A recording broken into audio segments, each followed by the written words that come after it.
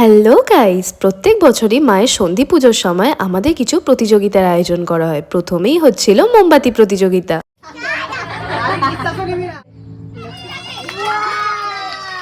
তারপরে হচ্ছিল শঙ্খ বাজানো প্রতিযোগিতা। আর মিউজিক্যাল চেয়ারে তো আমি অনেকবারই পড়তে পড়তে বেঁচে গেছি।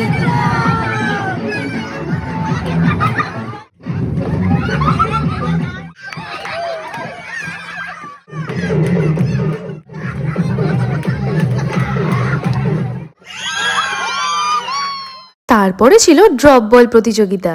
আর প্রত্যেক বছরের মতো চামচগুলিতে তো বাঁধা ধরা, আমি ফার্স্ট হবই।